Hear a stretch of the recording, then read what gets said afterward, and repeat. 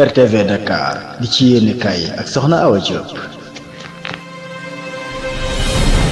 mbokk internet yi ñuy bàyyi xel ñu ngi leen di nuyu damay dikk yéen jukkil leen xibaar yi gën a fës ci yéen kaay doore ko La Tribune mu ñëw ak ñoom ci jiital des médias di Bougane Gueye Dany ginnaaw benn waxtaan bu mu sekkoon nag suñu naataango yi di waa Seneweb ñi nga xam ne ni politiciens yi daal jamono yi li ñu def dara rafetu ci lu mel ni ab weerante kii di Ousmane Sonko Yakham Mbaye ak Mansour Faye moom démb joxañ na leen baaraam bu baax a baax nee na Sénégal soxna la leneen lu dul ay politiciens yuy ŋàññante ak yàkkante musiba Walf Quotidien ñëw ak ñoom ci général Seck ñi nga xam ne ni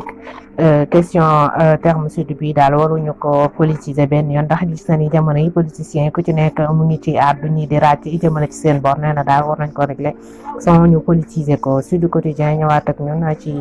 Moustapha Niasse mi ne Niasse tape sur la table ndax nee na jamono yi lu ñëw ñu xëpp ko assemblée nationale te moom mi ngi def li mu war a def donc am na question yoo xamante ni daal justice moo ko mën a régler mais pas moom suuf ñëwaat ak ñun ci Cissé Lo mi nga xamante ne nee na ña génn na ci silence am ginnaaw ba mu toogee ay weer àdduwul jëmale ci politique nee na jamono yi daal lenn rek moo ko ñooy mu di santeem lu ñu def rek baax na. Les Échos ba tey des ci coowal Moustapha Cissé Lo loolu di xamle ni maanaam ci ay kàddoom di ma daal génn nee na kii di Abdou Mbow moom ñoo bokk parti yàgg nañu liggéey te rakkam la itam yéene na ko moom jamono yi daal lenn rek moo ko ñor mooy jéggalu boromam daal di ñëw ci wérgu yaramam daal loolu rek moo ko ñor nee na jamono yi daal yéene na bu baax kii di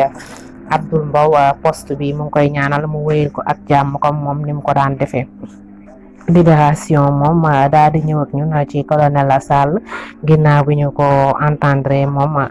yenn ci ab famille ñu nga xam ne ni daan na def yi ni mel ndax ab belle-sœur ak benn frère am moom mi ngi témoigner ci lu mel noonu naan mission la daan dox ak yenn yi nga xamante ne ñoom xamal nañu ko bu baax a baax ci Libération ni moom daanaka avant muy def li ñàkkoon na xelam bu yàgg. Vox Populi moom ñëwaat ak ñun ci maire gi nga xamante ni Moustapha Niasse amoon na ko nee na jamono yi daal pencum ndaw réew mi moom lañu war a régler problème yi waane moom lim ci mën daal mu ngi koy def ba tax na ŋàññi biñ koy ŋàññi ci doxalinam na neexu leen benn yoon daal démb daal nee nañ jamono démb daal mer na bu baax a baax ci question bi nga xamante ne interpellé nañ ko ci.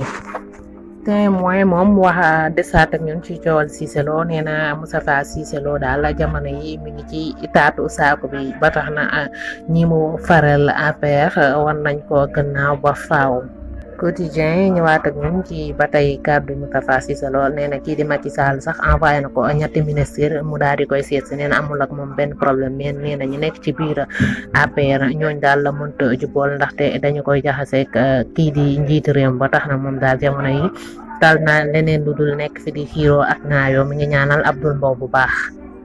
Évidence moom mi ngi wax ci Alioune Dembourou Sow nee na jamono yi daal ñi fare ci parti man li ñu def dafa yomb trop parce que mënuñu yem ci génn ab communiqué rek nee na dañ ko war a woo bu jaree liggéey yoon def liggéeyam mu def ko ndaxte li mu def daal incitation à la violence lañ ko mën a tudde te ñi ko fi jotoon def ci réew mi yëpp yoon teg na leen loxo ba teg ci ñoom ay daan nee na daal jamono yi ku bokk ci APR daal lu la neex def jërë ngeen jëf ci teewlu beeg bàyyi xel bi di leen wéy di abonné ci RTV Dakar.